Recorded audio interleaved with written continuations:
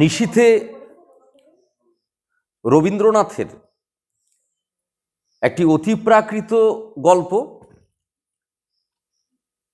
রবীন্দ্রনাথের অতিপ্রাকৃত গল্পগুলিকে অনেক সমালোচক অতিপ্রাকৃত বলে মানতে চাননি, কারণ রবীন্দ্রনাথের অতিপ্রাকৃত গল্পে আমরা যে কথা বারে বারে উল্লেখ করতে চাই, তার অতিপ্রাকৃত গল্পে ভূত প্রেত বাইরের কোনো সামগ্রী নয়। রবীন্দ্রনাথের অতিপ্রাকৃত গল্পে ভূত প্রেত যা আছে সেটা সেই ব্যক্তি নিজের মনের মধ্যে সেই ভূতকে কি করেছে, তৈরি করেছে। তার জন্য রবীন্দ্রনাথের এই ধরনের গল্পগুলোকে খুব গভীরের মনস্তাত্ত্বিক গল্প হিসেবেই অনেকে চিহ্নিত করেছেন। অনেকে আবার বলেছেন যে যেহেতু এই ভূত বাইরের ভূত নয়, এই ভূত সে নিজের মনের মধ্যেই তৈরি করে ভয় পাচ্ছে, সুতরাং এর বাইরের আবরণে নিরিখে একে অতিপ্রাকৃত গল্প বলা যেতে পারে। আমরা যেটা কঙ্কাল গল্পে দেখেছি। আমরা নিশীথে গল্প আলোচনা করতে গিয়ে বলবো যে এই গল্পটি লেখা হয়েছে মাঘ 1301 বঙ্গাব্দে। আমাদের তথ্য দেওয়া আছে, আমরা সমস্ত তথ্য তোমাদের দেওয়া আছে, দেখে বইটা। এই গল্পটির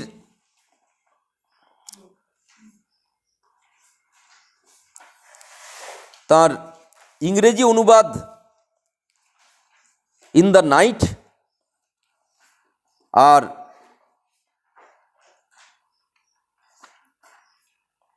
গল্পটি সাধনা পত্রিকায় 1894 সালে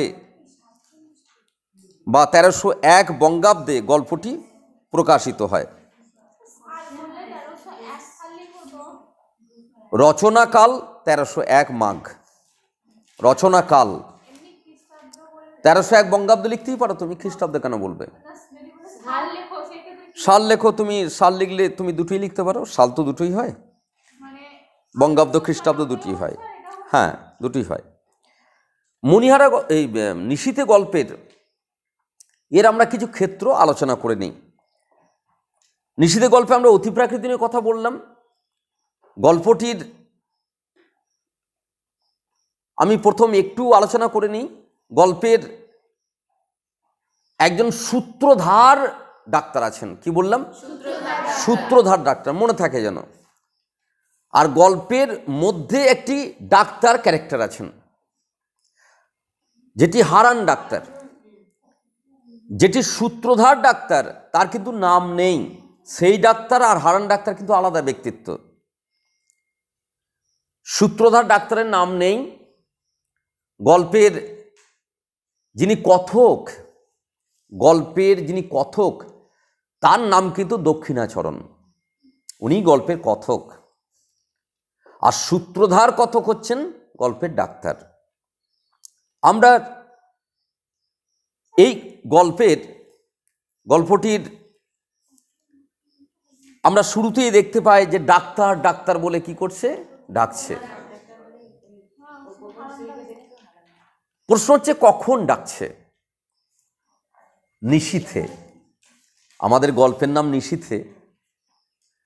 রাত্রিবেলায়, রাত কটার সময় না, তখন রাত্রি 2:30 বাজছে, তখন ডাক্তার ডাক্তার বলছেন ডাকছে, তখন কিন্তু সেটা নিশীথে। গল্পটির যখন পাঠক হিসেবে আমরা পড়ব, তখন যেন গল্পের সময়গুলোকে একটু আমরা খেয়াল রাখি, কারণ গল্পের নাম তো নিশীথে। গল্পটি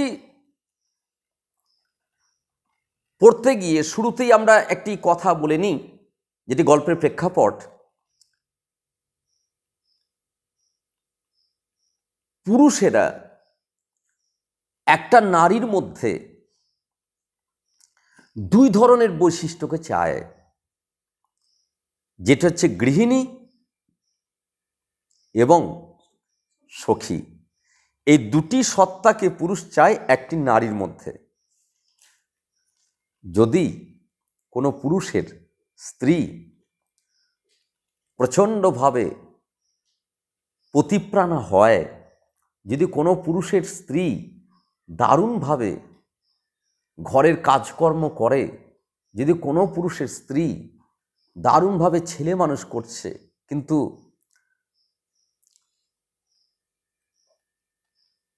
পুরুষটি একটু আদর করতে গেলে বা পুরুষটি তার সঙ্গে একটু রোমান্টিক ক্ষেত্র পরিবেশ তৈরি করতে গেলে, পুরুষটি তাকে যদি বলছে একটু ছাদে চলো চাঁদ দেখি, তা বলছে আমার সময় নেই, আমাকে রান্না করতে হবে, আস্তে আস্তে সেই পুরুষটির কিন্তু কাছ থেকে সেই স্ত্রীর তার যে প্রেয়সী সত্তা সেটি কিন্তু চলে যায়। তখনই সেই পুরুষটি অন্য কোনো নারীর প্রতি আসক্ত হয়। বাইরে হয়তো ওই পাশের কোনো বাড়ির কোনো যুবতী নারী হয়তো ছাদে কাপড় মেলছে, তখন তার দিকেই বেশি নজর চলে যায়। এটি পুরুষের একটি চরিত্র বৈশিষ্ট্য। আমরা বলবো যে এই গল্পের শুরুতে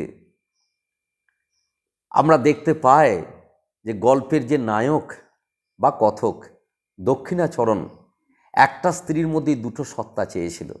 দক্ষিণাচরণ তৃপ্ত, দক্ষিণাচরণ সে একটা দিক দিয়ে সাকসেস হয়েছে স্ত্রীকে পেয়ে, গৃহিণী, কারণ তার গৃহিণী এত ভালো গৃহিণী, তার গৃহিণী এত দেখভাল করে, তার ফলে স্ত্রীর গৃহিণী সত্তা নিয়ে তার কোনো প্রশ্নচিহ্ন নেই। সমস্যা হচ্ছে যে গৃহিণীকে যখন একটু রোমান্টিক সত্তায় পেতে চায়, তখনই গৃহিণী সেই রোমান্টিক সত্তায় তার কাছে ধরা দেয় না। তাই আমরা এই গল্পের শুরুতেই ওই তৃতীয় যে অনুচ্ছেদ, সেই তৃতীয় অনুচ্ছেদেই দেখতে পাবে তোমরা, গৃহিণী সচিব সখী মিথ প্রিয় শিষ্যা ললিতে কলা বিধৌ। কালিদাসের রঘুবংশের অষ্টম স্বর্গের 67 সংখ্যক শ্লোক এটি। কালিদাসের রঘুবংশের অষ্টম স্বর্গের অন্তর্গত 67 সংখ্যক শ্লোক এটি। ঘটনাটি বলি, তাহলে আমার গল্প তোমার কাছে হয়তো আস্তে আস্তে পরিষ্কার হবে।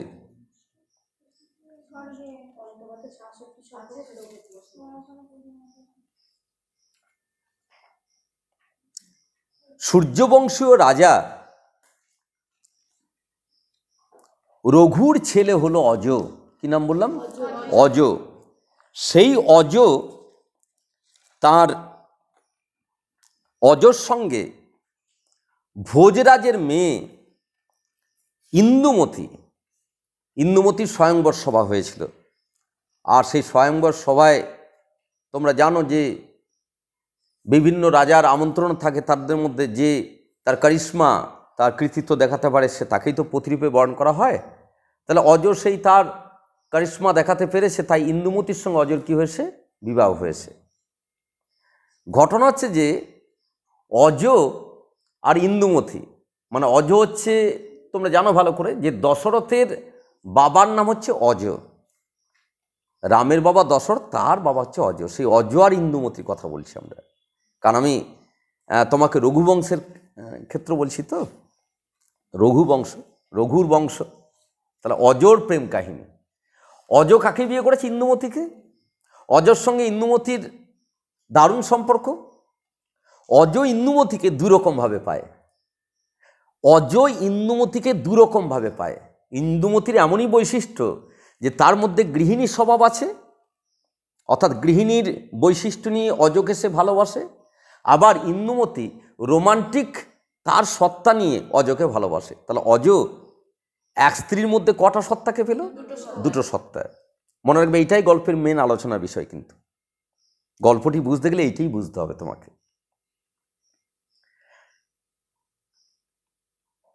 নারদ বীণা বাজিয়ে শিবকে গান শোনাচ্ছিল। তখন শিব বোধহয় সন্তুষ্ট হয়েছে, তখন নারদের ওই বীণা থেকে পুষ্প ঝরে পড়েছে ফুল আকারে বা মালা আকারে, সেই মালা গিয়ে পড়েছে ইন্দুমতির বুকে, স্বর্গ থেকে মালা এসে পড়েছে, আর ইন্দুমতির সঙ্গে সঙ্গে মারা গেছে। ইন্দুমতির সঙ্গে সঙ্গে মারা গেছে, কারণ ইন্দুমতি ছিল অভিশপ্ত অপ্সরা। আর তোমরা জানো যে অপ্সরাদের অভিশপ্ত যেটা থাকে সেটা আবার অভিশাপটা কেটে যায়, টাইমটা তারপর আবার ফিরে যায়। তা ওই মালাটা আসার অপেক্ষায় ছিল, তাহলে তার অভিশাপ কেটে গেল, তার ইন্দুমতি স্বর্গে ফিরে গেল। এখন ইন্দুমতিকে না পেয়ে অজর, তার যে হাহাকার, তার যে ধিক্কার, সেটা খুব মর্মভেদী। কারণ অজ এক স্ত্রীর মধ্যে দুটো সত্তাকে হারালো। আমার কথাটা কি প্রত্যেকে কি বুঝতে পারলে? রবীন্দ্রনাথ 1929 সালে শেষের কবিতা বলে একটি উপন্যাস লিখেছিলেন। সেই শেষের কবিতা উপন্যাসে রবীন্দ্রনাথ অমিত রায়ের তাঁর মধ্য দিয়ে বা দুটি নারীকে দেখার মধ্য দিয়ে রবীন্দ্রনাথ দেখালেন যে একটি নারীর মধ্যে ওটা থাকা খুব কঠিন। ইন্দুমতি স্বর্গের অভিশপ্ত অপ্সরা, তারা তো সব সুইচ টিপে কাজ হয় তাদের, হ্যাঁ। মানবী একটি নারীর ক্ষেত্রে একসঙ্গে দুটো পাওয়া খুব কঠিন। যে মেয়েটাকে কাঠের উনুনে সকাল থেকে জাল দিয়ে রান্না করতে হয়, রান্না করতে করতে তাকে যদি হঠাৎ অনিকেশ বলে একটু চলো গাছের ওই পাখিগুলো ডাকছে দেখে আসি, তা ও বলবে মিন্সের খেয়ে দে কাজ নেই, গাছের পাখি দেখতে যাবে, খুব স্বাভাবিক না? কিন্তু ও অনিকেতকে ভালোবাসে, হ্যাঁ। অনিকেতকে ভালোভাবে গুছিয়ে সে খাবার দেয়, তার জন্যে ভালোভাবে রান্না করে, ওর জামা প্যান্ট কেচে দেয়, খুব দেখভাল করে। এটা হচ্ছে গৃহিণী, দারুণভাবে দেখভাল করা হচ্ছে গৃহিণী। কিন্তু রোমান্টিক সত্তায় নিয়ে যাওয়া প্রেয়সী বা সখী। শেষের কবিতা উপন্যাসে অমিত রায় সে প্রেয়সীকে পেয়েছে লাবণ্যের মধ্যে, আর সে গৃহিণীকে পেয়েছে কেতকীর মধ্যে। তাই অমিতকে তার বন্ধু জ্যোতি একবার প্রশ্ন করেছিল যে তুমি এরকমটা করলে কেন? তুমি তো ভালোবাসো লাবণ্যকে, তাহলে বিয়ে করলে কেন কেতকীকে? তখন অমিত রায় বলছে, যেটা বোঝাতে চেয়েছে সেটা হচ্ছে একজনের মধ্যে দুটো আমি পাচ্ছি না। কেতকী হলো ঘড়ায় তোলা জল, দৈনিক তুলবো দৈনিক ব্যবহার করবো, অনেক গৃহিণী। অনিকেত বলবে কই গো চা হলো? হ্যাঁ দিচ্ছি দিচ্ছি আসছি, নাও আর একটু দেবো চা। ভাত দেবে, সামনে দাঁড়িয়ে থাকবে, আর একটু খাও, ডালটা শেষ হয়ে গেছে, দিই। গৃহিণী কেমন? অমিত রায় বলল যে কেতকী ঘড়ায় তোলা জল, দৈনিক তুলবো দৈনিক ব্যবহার করব, আর লাবণ্য হচ্ছে আমার দিঘি, সেখানে আমার মন সাঁতার কাটবে গিয়ে। দিঘিকে কোনোদিন কেউ বাড়িতে তুলে নিয়ে যায় না। দিঘিকে বাড়িতে তুলে নিয়ে গেলে দিঘির সৌন্দর্য, দিঘির তার যে পেলবতা, দিঘির যে তার রোমান্টিকতা, সব কিছু কি হয়ে যায়? নষ্ট হয়ে যায়। কি অসাধারণভাবে রবীন্দ্রনাথ লিখেছিলেন। আমরা বলবো ইন্দুমতি অভিশপ্ত অপ্সরা, অজ একসঙ্গে দুটো পেয়েছিল। আমরা বাস্তবের মানুষেরা একজনের মধ্যে দুটোকে পাওয়া বাস্তবে, অবাস্তবেরই সামিল। দারুণভাবে স্বামীর অসুস্থতার সময়, প্রত্যেকে গল্প পড়াচ্ছে নিশ্চয়ই, স্বামীর অসুস্থতার সময় দারুণভাবে সেবা করলো, মরিয়া হয়ে সেবা করলো। বললাম গৃহিণী ছাড়বে না। গৃহিণীরা স্বামীকে বাঁচানোর জন্যে খালি পায়ে জল নিয়ে তারকেশ্বর মন্দিরে ঢালতে যাবে। জয় বাবা তারকনাথ, গৃহিণী সে। স্বামীর প্রচণ্ড সেবা করে স্বামীকে সুস্থ করলো, কিন্তু উল্টো কেস হয়ে গেল। সন্তান প্রসব করতে গিয়ে নিজে মৃত সন্তান প্রসব হলো এবং নিজে অসুস্থ হয়ে গেল। তাকে এমন রোগে ধরল গৃহিণীকে এমন রোগে ধরল, সেই রোগ তাকে আর ছাড়ল না। কিছু পরিবেশ আছে, পাঠকেরা খুব নিবিড়ভাবে পড়লে দেখতে পাবে, সন্ধেবেলায় বরানগরের বাড়িতে, গঙ্গার ধারে না, সেই বরানগরের বাড়িতে সন্ধেবেলায় বকুল গাছের তলায়, সেই বকুল গাছের তলায় বেদিতে রং কি তার? সাদা। যতগুলি ফুলের উল্লেখ আছে, বেশিরভাগ ফুলের কালার দেখবে সাদা। অ্যাকচুয়ালি সাদা রংটা হচ্ছে গৃহিণীর, নয়? আর কালারফুল রংটা হচ্ছে কার? সখীর। সেই জন্য ফুলের ব্যাপারও রবীন্দ্রনাথকে যত্নশীল হতে হয়েছে। তো যখন সে স্ত্রীকে আদর করতে যাচ্ছে, দুবার হয়েছে দেখতে পাবে তোমরা, যে স্ত্রীর সে হাতটাকে নিয়ে সে তাকে সেবা করতে যাচ্ছে, তখন সে বলছে এগুলো মানায় না তোমার। একটা দিক মানে ফেল করছে দক্ষিণাচরণ, সে তার রোমান্টিক সত্তা নিয়ে গিয়ে, কাব্যিক বৈশিষ্ট্য নিয়ে গিয়ে, আবার বলি দক্ষিণাচরণের তাহলে একটা জিনিস ছিল, সে ভালো কাব্য পড়ত। তাহলে কাব্যের নায়কের বৈশিষ্ট্য নিজের বাস্তব জগতে কি করছে? আনার চেষ্টা করছে, কিন্তু কার মধ্যে পাচ্ছে না? গৃহিণীর মধ্যে। তাহলে কার মধ্যে অতৃপ্তি রয়েছে? দারুণ পরিপূর্ণতা আছে খাওয়ার ব্যাপারে। আচ্ছা, দক্ষিণাচরণ কারো মনে হয় কি দক্ষিণাচরণ শুতে যাবে, মশাইটা নিজে টাঙাবে? গৃহিণী টাঙিয়ে দেবে। কিন্তু অতৃপ্তিটা কোন জায়গায়? আমি আমার প্রেয়সীকে পাচ্ছি না, আমি আমার সখীকে পাচ্ছি না। এই অতৃপ্তি স্ত্রী কিন্তু বর্তমান রয়েছে, সুস্থ রয়েছে, তখন থেকেই কিন্তু পাচ্ছে সে অতৃপ্তি। তাকে একটা কিন্তু তার অবচেতন সত্তায় কিন্তু কুড়ে করে খাচ্ছে, যে আমার অন্য আর একটা মন কিন্তু তৃপ্তি পাচ্ছে না। আমি যে কাব্য পড়ি, আমার যে রোমান্টিক সত্তা, সেই রোমান্টিক সত্তা পরিপূর্ণতা আসছে না। তার মানে স্ত্রীকে নিয়ে সে কিন্তু দারুণ তৃপ্ত, আবার স্ত্রীকে নিয়ে দারুণভাবে কি অতৃপ্ত। প্রত্যেক কাছে পরিষ্কার? তাহলে সেই স্ত্রীকে সে যখন বলছে, যে তার যখন বক্তব্য এইরকম, যে তোমার ভালোবাসা আমি কোনো কালে ভুলিব না, অত্যন্ত গুরুত্বপূর্ণ ডায়লগ। জানো, এটা দক্ষিণাচরণ বানিয়ে বানিয়ে বলল। এটা কে ধরতে পারবে? না তার স্ত্রী। তুমি প্রশ্ন করবে ও ধরতে পারবে কি করে? খুব ডাইরেক্ট একটা কথা বলছি, পুরুষের পেটে নারী জন্ম নেয় না, নারীর গর্ভেই কিন্তু পুরুষের জন্ম হয়। ফলে পুরুষ হাঁ করলে ভালোবাসে না হাওড়া বোঝাচ্ছে, না হাওলা বোঝাচ্ছে, কারণ সে আমার জন্ম দিয়েছে, তার সত্তা নিয়ে। আমরা সত্তা নিরিখে যে দেখি, দক্ষিণাচরণ কাব্যের ডায়লগ ঝেড়ে দিচ্ছে। দক্ষিণাচরণ সে কাব্যের শেখানো বুলি ঝাড়ছে, সেটা তার স্ত্রী ধরতে পারবে না, কারণ তারা মায়ের জাত। আমরা সেই নিরিখে বললাম, খুব সহজেই ধরে ফেললো যে ও আমাকে কি বলছে, কৃত্রিম বলছে। ও আমাকে যেটা বলছে সেটা কিন্তু ওই কোনো কালে ভুলিবে না, ইহা কখনো সম্ভব নহে, এবং আমি তা প্রত্যাশাও করি না। একদম যেটা দরকার বলা সেইটুকুই বলেছে।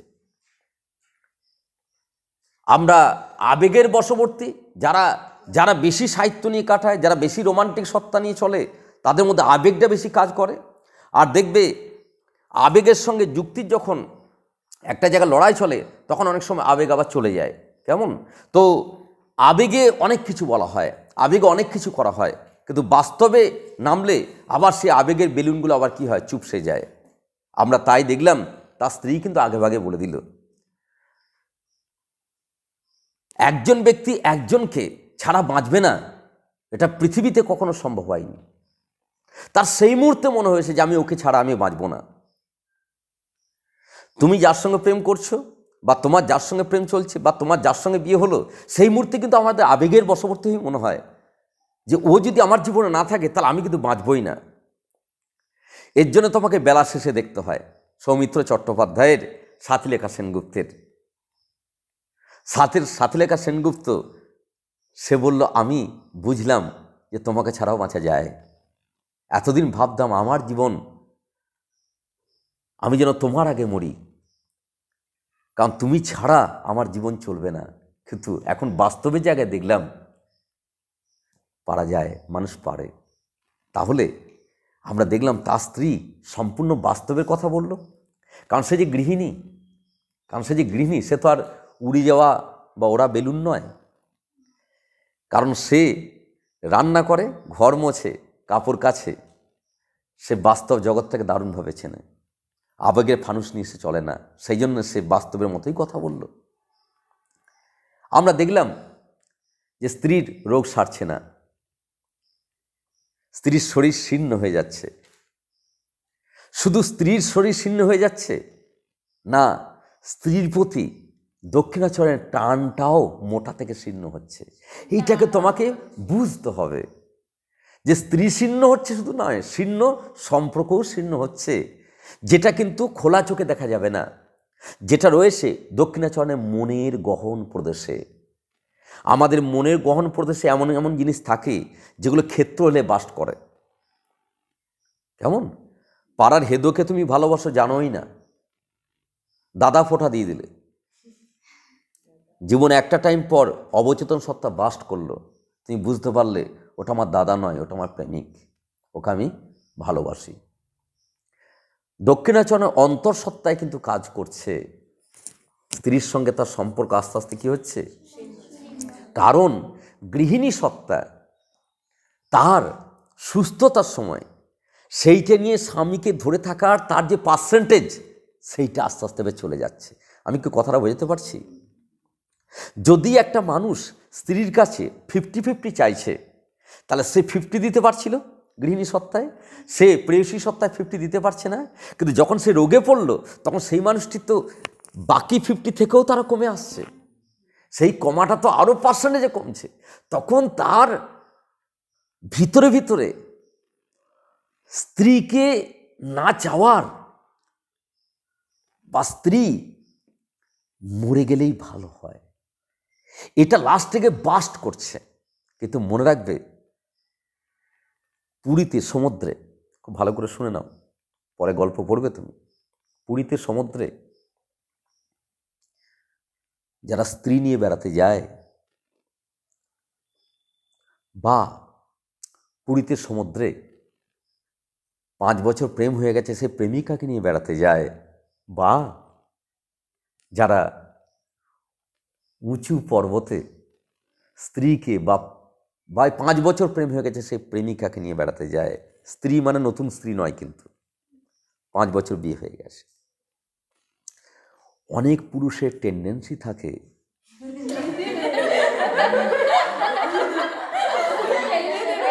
বাইরে কাউকে বলে না, নিজেও মারতে পারছে না, আবার ও পা পিছলে পড়ে যাচ্ছে না, কিন্তু পড়ে গেলেই বাঁচা যায়, এইটা জিভ দিয়ে বলবে না, গহন প্রদেশে এই ক্রিয়াটা চলে। দৃশ্যগতভাবে মনে হয় সবাই এসছে, সবাই আনন্দ করছে, সবাই ফটো তুলছে, ওর মাঝে অনেক ব্যক্তি আছে, চাই পড়ে যাক। সমুদ্রে কোন একটা হাঙর এসে নিয়ে চলে যায়, কুমির এসে নিয়ে চলে যায়। আমার কথাটা প্রত্যেকে কি মানতে পারলে? আমরা বাইরে যেগুলো দেখায় সেগুলো সব নয়, ভিতরের কথা নয়। সুতরাং বিয়ের পর যত তাড়াতাড়ি পারা যায় পুরী বা পর্বতে যেও। বিয়ের 5 বছর পর বলবে আমি যাব না, আমি যাব না, ঘরেই থাকবো। সর্বনাশটা হয়ে গেলে আমাকে তখন জিজ্ঞেস করতে এসো না, বা আমি তখন তো ওপরে চলে যাবো, আমাকে ফোন করে বলো না যে স্যার এরকম হয়ে গেল, আমি সাবধান করে দিলাম। বিয়ের পরে পরেই প্রেম হয়েছে তোমার, নতুন নতুন প্রেম, যেখানে খুশি যাও, ফেলবে না তোমাকে। 5 বছর প্রেম চলছে, 5 বছর প্রেম চলছে, এখনো প্রেমটা ছাড়েনি। ও ছাড়ার জন্য মুড়িয়া ওই জন্য পর্বতে নিয়ে গেছে, যদি পড়ে যাও, নিজে ফেলতে পারছে না, কেস হয়ে যেতে পারে। না, যদি কেস টেস না হতো তাহলে ওরকম করে কত ফেলে দিয়ে পালিয়ে আসতো। ঠিক আছে, আমি পরিষ্কার কথাটা বললাম, এবং আমার তোমাদের মুখ চোখ দেখে মনে হলো প্রত্যেকে মেনে নিলে কথাটা। কেমন? যাই হোক, আমরা আমরা দেখছি দক্ষিণাচরণের তার কিন্তু ক্রিয়া শুরু হয়ে গেছে। কারণ আমি যে পার্সেন্টেজটা দেখালাম, 50 প্রেয়সী, 50 গৃহিণী, গৃহিণীর 50 থেকে কমে যাচ্ছে, কারণ গৃহিণী সেই গৃহিণীর জায়গা নেই। শুধুমাত্র দৈনন্দিন কর্তব্যবোধে সেই গৃহিণীকে হাওয়া বদলের জন্য কোথায় নিয়ে যেতে হলো? মনে রাখবে, এই হাওয়া বদল শুধু গৃহিণীর নয়, দক্ষিণাচরণে কিছু খুঁজছে, আমার এই জীবন ভালো লাগছে না, এই আধমরা, এই প্রায় রুগ্ন, এই রোগে ধরা, এই বোঝাটাকে আমাকে কী করতে হচ্ছে, বইতে হচ্ছে। আমি একটি গল্প তোমাদের বলেছিলাম কিনা জানি না, মানুষের এগুলো সবই তো আবেগের ব্যাপার। তারাশঙ্কর বন্দ্যোপাধ্যায়ের তারিণী মাঝি বলে একটি গল্প বলেছিলাম, সেই গল্পে মনে পড়ছে যে তারিণী সুখীকে কত ভালোবাসত, কিন্তু যখন হিসেব এলো যে নয়, আমার জীবনে বেঁচে থাকাটাই কি বেশি জরুরি, এবং সেই আমার জীবনে বেঁচে থাকাটা জরুরি ক্ষেত্রে যখন বাধা দিচ্ছে, সেই জন্য জলের ভিতরে যখন সে ডুবে যাচ্ছে এবং সুখী যখন নিশ্চিন্ত মনে সে বন্যার জলের মধ্যে তারিণী পড়ে গেছিল এবং সেই ঘূর্ণির মধ্যে পড়ে গিয়ে নিচে দিয়ে তাকে টানছিল, আর সুখী তো প্রতিবারই তো বন্যা হলে তো কাঁধে চেপেই তো ওইভাবে যায় সে, আর তারিণী তাকে সাঁতার কেটে ওই পারে নিয়ে যায়, সেই ধনী ব্যক্তিদের বাড়ি দাওয়ায় গিয়ে ওঠে। সেই তারিণী জলের ভিতরে যখন ঢুকে যাচ্ছে, প্রচণ্ড চেষ্টা করে উপরে উঠতে পারছে না, যখন তার অক্সিজেনের বিরাট অভাব, তখন তারিণীর কোনো ভালোবাসা রইল, তখন তার হিসেব হলো আমার বাঁচাটাই জরুরি। আমার বাঁচাটা জরুরি হতে গিয়ে এই মাংসপিণ্ডটা, আর স্ত্রী সুখী নয়, এই মাংসপিণ্ডটা আমার বাঁচার ক্ষেত্রে বাধার সৃষ্টি করছে। সুতরাং তারিণী জলের গভীরে ঘুরে গিয়ে সেই মাংসপিণ্ডটার গলাটাকে চেপে ধরে তার শ্বাস প্রশ্বাস স্তব্ধ করে দিয়ে, তার হাত যখন শিথিল হয়ে গেল, তারিণী ওপরে এসে কি নিয়েছিল? অক্সিজেন, ফুসফুস ভরে অক্সিজেন নিচ্ছে। এই তারিণী বাড়িতে যাবে, খাওয়া দাওয়া করবে, নিয়ে কাঁদতে বসবে কার জন্য? সুখের জন্য। আমার বাঁচাটা যখন জরুরি, সেই আমার বাঁচাটা বাঁচতে গিয়ে যখন অন্যের বোঝাটা যখন আমাকে টানতে গিয়ে আমার বাঁচাটার ব্যালেন্স নষ্ট হয়ে যাচ্ছে, তখন মনে মনে চেষ্টা থাকবে, ইচ্ছা থাকবে, এটা গেলেই বাঁচি। এই জন্যই দেখবে অনেক বাড়িতে বৃদ্ধ লোক, বৃদ্ধা মানুষ বিছানায় যখন বিষ্ঠা ত্যাগ করে, সকালে প্রস্রাব ত্যাগ করে দেয়, তখন সেই বাড়ির লোকগুলোর, যে বাড়িটা একদিন ওই বৃদ্ধা বা বৃদ্ধ দাপিয়ে বেরিয়েছে, যে বাড়িতে মূল হাল ধরেছিল বৃদ্ধা বা বৃদ্ধ, সেই বাড়ির প্রতিটা মেম্বার ভাবছে এবার এটা গেলেই বাঁচি। এটা বাস্তব, এটা বাস্তব। তাহলে দক্ষিণাচরণ প্রথম স্ত্রীকে সে মনে মনে কি চাইছে? নিয়ে যাচ্ছে এলাহাবাদ, কিন্তু মনে মনে তার কি ক্রিয়া হচ্ছে? অবচেতন সত্তায়, কারণ জেনে গেছে এর রোগ সারার নয়। এলাহাবাদে গিয়ে স্ত্রীর পরিবেশের থেকে আরো বেশি নতুন পরিবেশের প্রয়োজন ছিল কার? দক্ষিণাচরণ।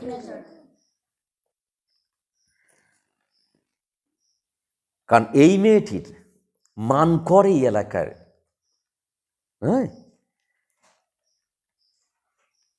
হঠাৎ একদিন ছোট মামার বিয়ে, মামার বাড়ি যায় না এমনিতেই, তখন এই মেয়েটি মামার বাড়ি যাওয়ার খুব আকর্ষণ বোধ করলো, কারণ ওখানে গিয়ে মার্কেট পেতে পারে। মানকর তো ঘেঁচড়া হয়ে গেছে না, তাহলে হাওয়া বদল কার? হাওয়া বদল কি শুধু প্রথমা স্ত্রীর না দক্ষিণাচরণের? সেখানে গিয়েও তো আমার ওই কাব্যিক মন, সেখানে গিয়েও আমার ওই অন্য মন, সে হয়তো অন্য কোনো টাওয়ার, অন্য কোনো চ্যানেল, অন্য কোনো কোম্পানি কিছু একটা পেতে পারে, সুপ্ত বাসনা। দেখো ঠিক চ্যানেল হয়ে গেছে, স্ত্রী শুয়ে আছে, হারান ডাক্তার দেখতে এসছে, যার যেদিকে শকুনির চোখ কোন দিকে থাকে, তার এখানে শকুনি কে? তাহলে দক্ষিণাচরণ যদি শকুনই হবে না, অবচেতন সত্তা যদি শকুনই ছিল না, তাহলে দক্ষিণাচরণ স্ত্রীকে নিয়েই পড়ে থাকতো। হারান ডাক্তারের বাড়ি যাওয়ার কোনো প্রয়োজন নেই, কারণ হারান ডাক্তার একজন ডাক্তার, তার বাড়িতে আসে এবং তিনি কিন্তু বড় জমিদার, তিনি কিন্তু যথেষ্ট অর্থসম্পন্ন বিত্তসম্পন্ন জমিদার। এলাহাবাদে নিয়ে গিয়ে সেখানে যে স্ত্রীকে থাকতে পারে, যার বাগান বাড়ি আছে, যে ব্যক্তি নদীর ওপর সেখানে বোটের মধ্যে যে ব্যক্তি রাতের পর রাত থাকতে পারে, সেই ব্যক্তি নিশ্চয়ই টাকা পয়সার অভাব থাকে না। আমরা জানি দু ধরনের মানুষ মদ খায়। মধ্যবিত্তরা মাঝে মাঝে পিকনিক করতে গিয়ে পুজোটা আছড়ে খায়, আর দু ধরনের মানুষ খায়, রেগুলার খায়। এক হচ্ছে যার কিছুই নাই সে খায় রেগুলার, আর এক হচ্ছে যার প্রচুর খায়, শাহরুখ খানের ছেলে।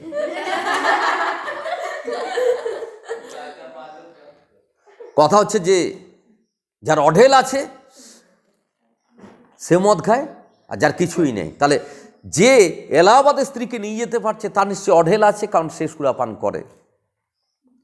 সুরাপানের সঙ্গে যারা কাব্যরসিক ব্যক্তি, তাদের অনেক সময় সুরাপানের সঙ্গে আবার সম্পর্ক থাকে। যেমন মাইকেল মধুসূদন দত্ত, যেমন শক্তি চট্টোপাধ্যায়, সবাই নয়। কেউ কেউ ভাবে সুরাপানটা করলে আমার ওই যে কাব্যিক যে ক্ষেত্র, সুরাপান করলে আমার ওই যে কল্পনার ক্ষেত্র, ওইগুলো বেশি স্বপ্ন দেখে না তারা, সেই ক্ষেত্রটা বেশি। ওই জন্য সুরাপানের সঙ্গে কিন্তু তার স্বপ্নচারিতার একটা ক্ষেত্র কিন্তু রয়ে গেছে। আমরা এলাহাবাদে দেখলাম হারান ডাক্তারের বাড়ি বারে বারে যায়, কারণ হারান ডাক্তারের তার মেয়ে 15 বছরের মনোরমা, তার কাছে কি পাওয়া যাবে? মন, তাই তো নাম মনোরমা। তার মনকে কি করবে? রমরমিয়ে দেবে, তাই তো নাম তার মনোরমা। তার মনকে কি করবে? রঙিন করে দেবে, তাই নাম কি তার? মনোরমা। তাহলে এর কাছে কি পাওয়া যাবে? মনের তৃপ্তি। এবং তার সঙ্গে কথা বলতে গিয়ে তার আবার কাব্যিক ক্ষেত্রগুলো ঠিকঠাক হলো, কারণ বিদুষী রমণী, শিক্ষিত রমণী, পাণ্ডিত্য আছে তার। তাহলে তার সঙ্গে কাব্য আলোচনা করা যায়। তার সঙ্গে যে কথা বলবে, সেই কথা বলার সময় ভাবের কি হবে? আদান প্রদান ভালোই হবে। সেই জন্যে বাড়ি ফিরতে লেট হয়ে যায়। একদিন বলেছিল না, কি বলেছিল? না, তোমার ভালোবাসা আমি কোনো কালে ভুলিব না। আজকে রুগ্ন স্ত্রী, অসুস্থ স্ত্রী, মৃত্যুশয্যায় শায়িত স্ত্রী, এবং স্বামী অনেক রাত্রি করে বাড়ি ফিরছে, যেখানে স্ত্রীকে ওষুধ খাওয়ার টাইম পেরিয়ে যাচ্ছে। কর্তব্যে অবহেলা হচ্ছে না? তাহলে তার প্রথম স্ত্রীকে আত্মহত্যায় প্ররোচিত করছে, আত্মহত্যায় এগিয়ে দিচ্ছে কে? দক্ষিণাচরণ। দক্ষিণাচরণ সব জানে যে ও নিজের ধিক্কার আরও কোন দিকে যাবে, আরও মৃত্যু দিকে। আর যত মৃত্যু দিকে এগিয়ে যাবে তত আমার রাস্তা কি হবে? ক্লিয়ার হবে মনোরমার সঙ্গে। একদম এই মনোভাব। এখানে আমরা বলতে পারি যে অন্তর্গত ভিলেন। বাহ্যিক ভিলেন তো লোককে গিয়ে গুলি করে দেয়, বাহ্যিক ভিলেন তো লোকের মেয়েকে তুলে নিয়ে যায়। এই ধরনের ভিলেনকে চেনা যায় না। এই মেয়েটিকে এর স্বামী যখন পর্বতে বেড়াতে নিয়ে গিয়ে হালকা করে বাঁ পায়ে করে ঠেলে দিল আর নিচে পড়ে গেল, স্লিপ কেটে পড়ে গেল, ওই ভিলেনকে চোখে দেখা যাবে না, চোখে দেখা যাবে না, খুঁজেও পাওয়া যাবে না। আর পুলিশ ওই কেসটার তদন্ত করতে যাবে না, কারণ ও স্লিপ কেটে পড়ে গেছে। কিন্তু একজন কিন্তু টুক করে ফেলে দিয়েছে, হালকা একটা টাচ দিলেই পড়ে যায়। কেমন উঁচু পর্বতের চূড়ায় দাঁড়িয়ে আছে, একটু হালকা টাচ দিলে নিচে পড়ে যাবে, একদম খাদ আছে। দক্ষিণাচরণ তার স্ত্রীকে মৃত্যুর দিকে এগিয়ে দিচ্ছে। একটা মানুষ কতখানি নির্মম হতে পারে!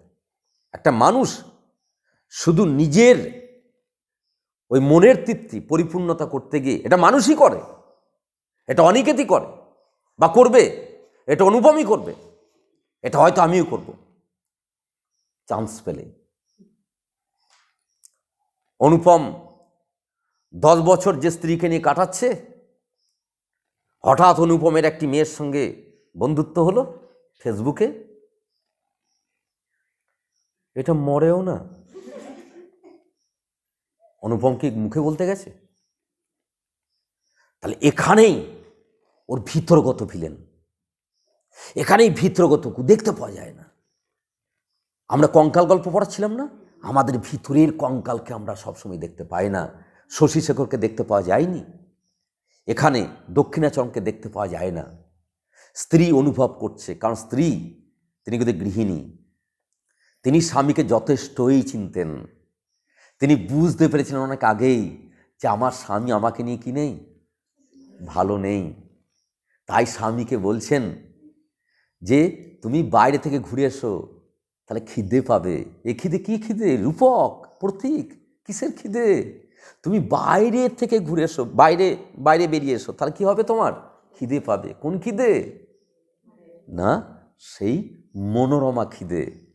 স্ত্রী অনেক আগেই ধরতে পেরেছিল। আমরা তারপর দেখতে পেলাম যে মনোরমা সেও একটা নারী, সে একটি নারী হয়ে কর্তব্যবোধে তার বাবা চিকিৎসা করছে দক্ষিণাচরণ স্ত্রীকে, সেই জন্য সে দেখতে আসার জিদ ধরেছিল, যদি ইচ্ছা ছিল না, কারণ তার সামনে দুই নায়িকা সামনাসামনি হয়ে যাবে, তার ইচ্ছা ছিল না। যখন সে দেখতে এসছে, আমরা জানি যে ঘরের ভিতরে তখন যে পরিবেশটা সেটা কিন্তু সন্ধ্যাকালীন পরিবেশ। আমাদের গল্পের নাম কিন্তু নিশীথে। আমাদের গল্পে যখন সে লেট করে বাড়ি ফেলে তখন কিন্তু অনেক রাত। আমাদের গল্পে দেখেছি বকুল গাছের তলায় ওই বেদির মধ্যে যখন গিয়ে বসছে তখন কিন্তু সন্ধ্যা উত্তীর্ণ হচ্ছে। আমরা গল্পে দেখেছি ডাক্তার ডাক্তার বলে যেন চিৎকার করছে, তখন রাত্রি 2:30 বাজছে, অর্থাৎ রাত্রিকালীন পরিবেশ। আমরা আমাদের ভিতরের রাতগুলোকে আমরা কি দেখতে পাই? তা সেই মনের ভিতরে রাতকে কিন্তু দেখানো হচ্ছে এই রাতের পরিবেশ দিয়ে। কেমন? এই মেয়েটার রাতকে কিন্তু আমি দেখতে পাবো না, এই মেয়েটার দিনকেই আমি দেখতে পাচ্ছি। দেখ এটা চোখ, নাক, সুন্দর কথা বলে, ঠিক আছে, এইগুলো দেখতে পাচ্ছি, কিন্তু ভিতরে যে গহন রাত্রির অন্ধকার রয়েছে তাকে কি আমরা দেখতে পাচ্ছি? আমরা দেখতে পাচ্ছি না। তাই তো মনস্তাত্ত্বিক গল্প, তাই তো নিশীথে। এ নিশীথে তো শুধু বাইরের নিশীথ নয়, এ নিশীথে তো দক্ষিণাচরণের মনের গহন প্রদেশের তার অন্ধকার সত্তাই হচ্ছে নিশীথে।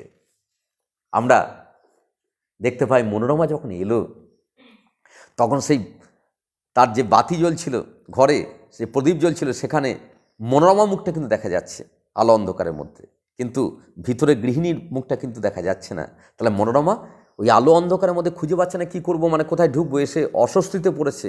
আর ঠিক তখনই আলো অন্ধকারের মধ্যে তাকে দেখে দক্ষিণাচরণ প্রথমা স্ত্রী সে চমকে উঠে বলেছে, ও কে? ও কে? ও কে গো? এই যে কে গো, এইটা দক্ষিণাচরণ কানে শুনল, কিন্তু এই কথা কিন্তু গহন প্রদেশে জমা হয়ে রইল, এই শব্দ কিন্তু গহন প্রদেশে জমা হয়ে রইল। ও কে? ও কে? কেউ গো, অর্থাৎ আমার প্রতিদ্বন্দ্বিনী চলে এলো গো, আমি তাহলে গেলাম গো, আমার জায়গায় অন্য কেউ এলো গো।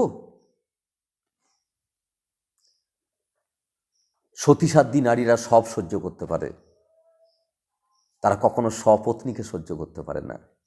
সতীসাধ্যী নারীরা সব সহ্য করতে পারে, সে কখনো পুরুষের অন্য নারীর প্রতি আসক্ত হওয়াকে সহ্য করতে পারে না। আমরা দেখলাম সে নিজেই মৃত্যুকে বরণ করে নিল। আমরা একটা জিনিস দেখেছি, হারান ডাক্তারের তার মেয়ে বংশের দোষ আছে, কুলের দোষ আছে বলে তার বিয়ে হয়নি এখনো। 15 বছর সেই সময় মানে যথেষ্ট বয়স, কারণ সেই সময় 12 বছর 11 বছরে বিয়ে হয়ে যেত, সেই জায়গায় 15 বছর হয়ে গেছে। কুলের দোষ আছে বলে তার বিয়ে হয়নি, যদিও সে বলছে উপযুক্ত ছেলে পাওয়া যাচ্ছে না আমাদের সেই ক্ষেত্রের মধ্যে, যদিও হারান ডাক্তার বলছে। কথা হচ্ছে দক্ষিণাচরণ জমিদার, দক্ষিণাচরণ শিক্ষিত মানুষ, দক্ষিণাচরণ প্রভাব প্রতিপত্ত সম্পন্ন মানুষ। দক্ষিণাচরণ হারান ডাক্তারের বাড়িতে যায়, হারান ডাক্তারের মেয়ের সঙ্গে দক্ষিণাচরণ বসে দীর্ঘক্ষণ ধরে কী করে? গল্প করে। হারান ডাক্তারের সঙ্গে দক্ষিণাচরণ বেশি গল্প করে হারান ডাক্তারের বাড়িতে গিয়ে না, মনোরমার সঙ্গে করে। যদি হারান ডাক্তারের সঙ্গে গল্প করে তাহলে দক্ষিণাচরণ মনটা কার প্রতি পড়ে থাকে? মনোরমা। সেটাকে হারান ডাক্তার বোঝে না। তাই হারান ডাক্তার তাকে একটা কাজ করতে হলো, খোলা চোখে বোঝা যায় না। দেখ, এই মেয়েটা সকালবেলা আজকে বলেছে ফোন করে ওর প্রেমিককে, আমি তোমাকে ভালোবাসি, আমি খুব ভালোবাসি। আবার টিউশনি পড়ার পর বলবে আমি তোমাকে ছাড়া বাঁচব না। আবার বিকেলে বলবে তুমি না থাকলে আমি মরেই যাব।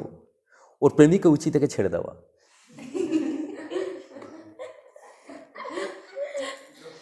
চোরের মায়ের বড় গলা।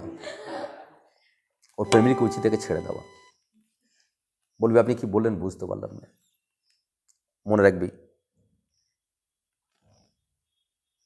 হারান ডাক্তার সেদিনে খুব যন্ত্রণা বেড়েছে। হারান ডাক্তার এসছে, দুটো শিশি আছে। হারান ডাক্তার বলল যে এইটা আপনি খাবেন না। কাকে বলছে? আচ্ছা, একটা প্রশ্ন করছি, দক্ষিণাচরণ প্রথম স্ত্রী নিজে কি ওষুধ খায় না দক্ষিণাচরণ খাইয়ে দেয়? হারান ডাক্তার এই কথাগুলো তাকে বলার মানে কি? তুমি মনস্তাত্ত্বিক রিড করো গল্পকে। দেখ, একটা উদাহরণ দিই তো, দেখে খুব ভালো করে বুঝবি। অনুপমের প্রেমিকা অনুপমকে আজকে বলেছে যে আমার কালকে বিয়ে বাড়িতে ঠিক করে দিয়েছে, আমি তোমাকে আর বিয়ে করতে পারছি না।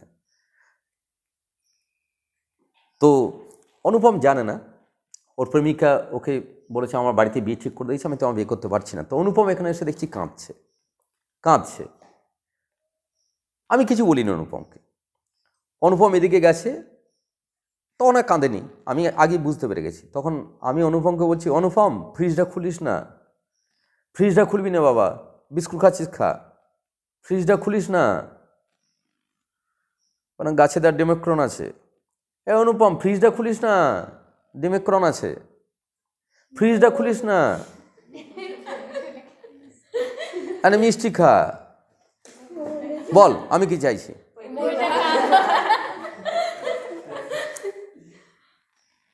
কারণ ওই মেয়েটা হচ্ছে আমারই ভাগ্নি।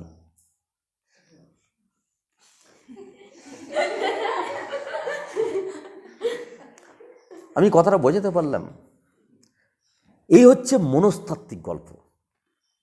গল্প সিম্পল পড়লে একরকম মানে বুঝলে, অনেক গভীরে গেলে আরেকরকম মানে এলো। এই ওষুধটা আর এই ওষুধটা, এইটা মালিশের, এটা বিষ, এইটা খাবেন না, এইটা খাবার, এটা বিষ। এটা কতবার বলতে হবে? এটা কাকে বললে হতো? ওকে বলার কি প্রয়োজন? ওষুধটা কোথায় রেখে গেল হারান ডাক্তার? হাতের নাগালের মধ্যে। তার স্ত্রী উঠে যাবার ক্ষমতা আছে? নেই, হাতের কাছে রেখে গেল বিষ। আচ্ছা, ওই রুগ্ন মানুষটা, শয্যাশায়ী মানুষটা, মৃতপ্রায় মানুষটা নিজের গায়ে বিষ মালিশ করার ক্ষমতা আছে ওর? তারা একজন ডাক্তার হয়ে সেই বিষটাকে রেখে গেল কার নাগালের মধ্যে? সেই মানুষটার নাগালের মধ্যে। কারণ ডাক্তার জানে হাতটা বাড়ি মুখে ঢুকিয়ে নেবার মতো এখনো পর্যন্ত সেইটুকু ক্ষমতা তার আছে। ডাক্তার একাধিকবার বলে গেছে ওটা বিষ। আমি অনুপমকে একাধিকবার বললাম, কারণ মিষ্টি রয়েছে খা, ফ্রিজটা খুলিস না, মানে ডেমোক্রন আছে। 10টা পর দেখলাম এখানে অনুপমের ডেড বডি পড়ে আছে। আমার গল্পের এই ক্ষেত্রটা বোঝা গেল কি? হারান ডাক্তার সে চলে গেল, স্বামী, স্ত্রী প্রচণ্ড যন্ত্রণায় ভুগছে। স্ত্রী বলল সে চলে গেল, শুধু বলার অপেক্ষায়। স্ত্রী জানে যে খালি আমার কাছে মৌখিক একটা পারমিশন চাইছে। চলে গেল, ফিরে এলো, ছটফট করছে, পুরো শিশিটা খেয়ে নিয়েছে। যদি কেউ ভুল করে খায় তাহলে সে ওষুধ পরিমাণ মতো খায়, গোটা শিশিটা খায় না। সুইসাইড, আত্মহত্যা। কেন আত্মহত্যা? নারী কখনো প্রতিদ্বন্দ্বিনী সহ্য করতে পারে না। নারী একবেলা না খেয়ে থাকবে, নারী পুজোর সময় শাড়ি পাবে না তাও আচ্ছা, কিন্তু নারী কখনো তার প্রতিদ্বন্দ্বিনীকে সহ্য করতে পারে না। এই স্ত্রী স্বামীকে টেস্ট করার জন্য বলেছিল তুমি আরেকটা বিবাহ করো। সেটা দেখেছিল স্বামী কি করে। স্বামী বলেছে না, কখনোই সম্ভব নয়। তখন রিড করে নিয়েছে স্বামীকে, যে চাই বিয়ে করতে। না, তোমাকে ছেড়ে আমি কখনোই যেতে পারবো। ওই তো যাবে আগে, ওই আগে যায় না, ছেড়ে ওই আগে যায়। যে চুপ করে থাকে ও যায় না, ও চুপ করে থেকে বুঝিয়ে দেয় তোমাকে কত ভালোবাসে। কাব্য জিজ্ঞাসা পড়িয়েছি আমি। গল্পের শেষ পর্বে আসছি আমরা। জাহাজ পায় তাহা চায় না, যাহা পায়। মনোরমাকে বিয়ে করলো, শান্তি নেই, শান্তি নেই। মনোরমা মনমরা হয়ে থাকে, মনোরমা ঠিক মতো মিশতে পারে না।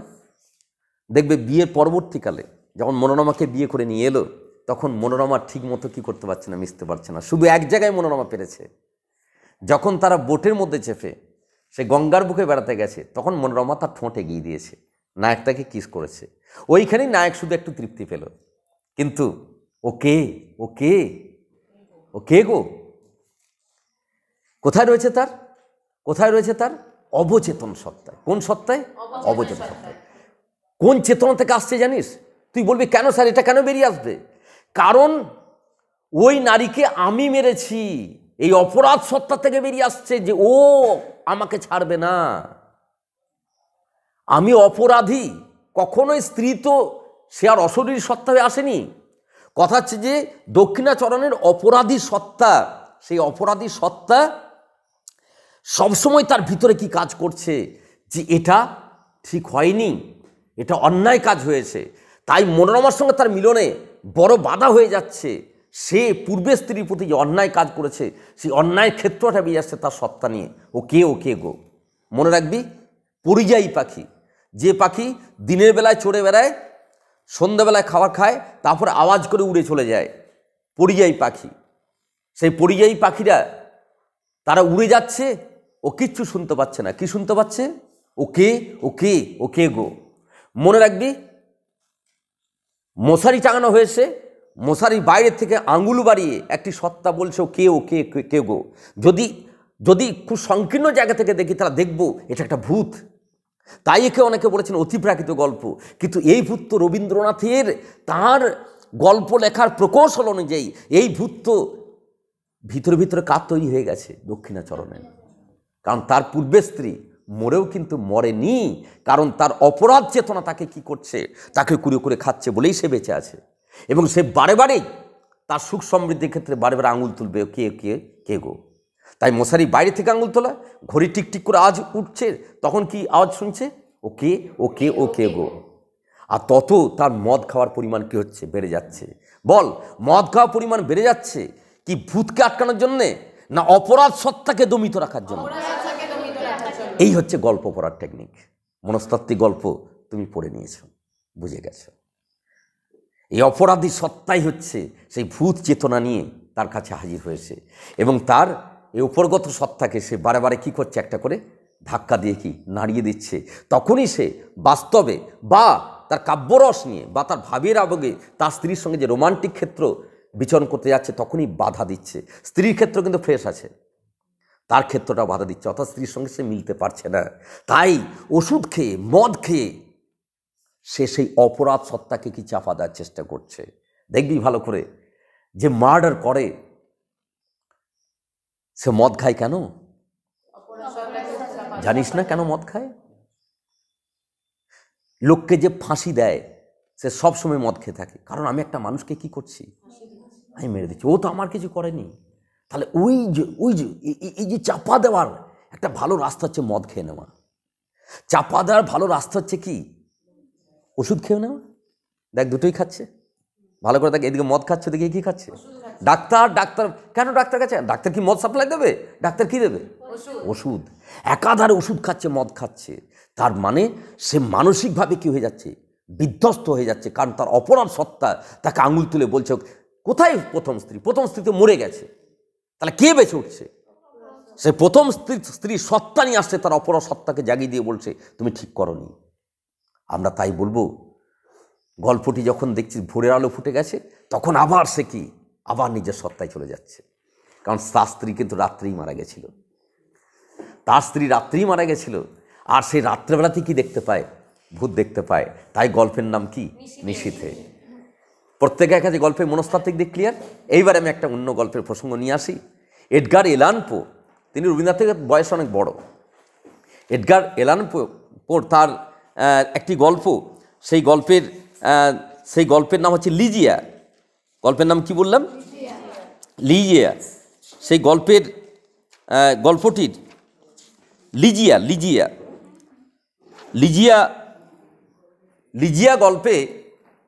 লিজিয়া গল্পের সম্পূর্ণ প্রভাব এখানে নেই। লিজিয়াকে নায়ক খুব ভালোবাসত। লিজিয়া মারা গেছিল। লিজিয়া মারা যাওয়ার পর যখন সে ওই আমাদের রোয়েনাকে যখন বিয়ে করলো, তখন সে রোয়েনার মধ্যে সে কাকে দেখতে পাচ্ছে? লিজিয়াকে। এখানে কিন্তু আমি একটা কথা বলছি, রোয়েনাকে সে ভালোবাসে না, ভালো কাকে বাসত? লিজিয়াকে।